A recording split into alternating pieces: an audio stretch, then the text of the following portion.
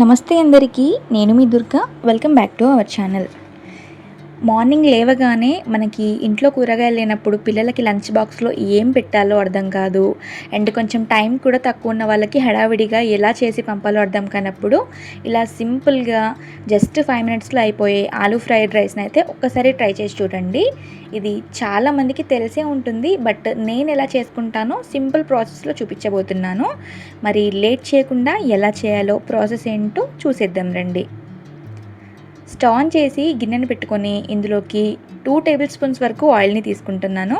Oil heat అయ్యాక ఒక బంగాళదుంపను నీట్గా పీల్ ఆఫ్ చేసుకొని ఇలా మీడియం సైజులో పీసెస్గా కట్ చేసుకొని ఈ ఆయిల్లోకి వేసేసి ఈ బంగాళదుంప అంతా మంచిగా కుక్ అయ్యి పైన ఇలా గోల్డెన్ బ్రౌన్ కలర్ వచ్చే వరకు దీన్ని ఫ్రై చేసుకోవాలి. ఇలా గనక మనము ఆలుని ఫ్రై చేసుకుంటే తినేటప్పుడు కొంచెం క్రిస్పీగా చాలా బాగుంటుంది. ఇలా ఫ్రై చేసుకున్న ఆలుని ఒక ప్లేట్లోకి తీసి పెట్టుకోండి. నెక్స్ట్ ఇదే ఆయిల్లోకి ఒక దాల్చినీ చెక్క, ఒక ఇలాచి, ఒక లవంగం వేసుకొని ఒక ఆనియన్ని ఇలా పీసెస్గా కట్ చేసుకొని అండ్ 2 పచ్చిమిర్చిని కూడా ఇందులోనే యాడ్ చేసుకొని కొంచెం లైట్గా ఫ్రై చేసుకోండి. మీరు అవసరమైతే దీంట్లో పల్లీలు అండ్ జీడిపప్పుని కూడా వేసుకోవచ్చు, టేస్ట్ బాగుంటుంది. నెక్స్ట్ ఇందులోకి కొంచెం కరివేపాకుని అలాగే ఒక 1/2 టీ స్పూన్ వరకు పసుపుని, మీరు ఎంతైతే కారం తింటారో అంత కారాన్ని వేసుకోండి. నేను ఇక్కడ కారం లైట్గానే వేస్తున్నాను, ఎందుకంటే ఇది పిల్లల కోసం చేస్తున్నాను కాబట్టి కారం కొంచెం తక్కువ వేసాను.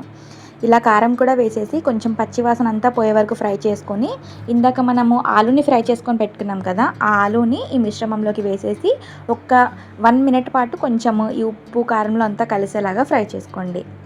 నెక్స్ట్ ఇందులోకి మీ దగ్గర ఉంటే మ్యాగీ మసాలా కానీ లేదా కొంచెం లైట్గా గరం మసాలాని కానీ వేసుకొని ఇలా పొడిగా వండుకొని పెట్టుకున్న వేడి అన్నాన్ని లేదా నైట్ మిగిలిపోయిన అన్నాన్ని వేసుకొని ఇందులోకి అంతా కలిసిపోయేలాగా కలుపుకోండి.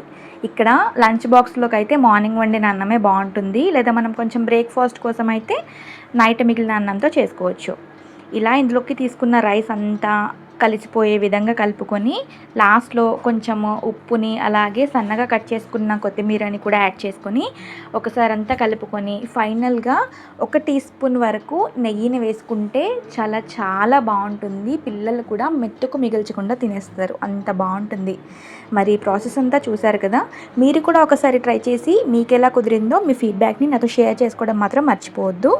వీడియో కనుక నచ్చినట్లయితే వీడియోని మీ ఫ్రెండ్స్ అండ్ రిలేటివ్ ఫ్యామిలీస్తో షేర్ చేసుకొని మరిన్ని వీడియోస్ కోసం మన ఛానల్ని సబ్స్క్రైబ్ చేసుకోండి. Thank you for watching.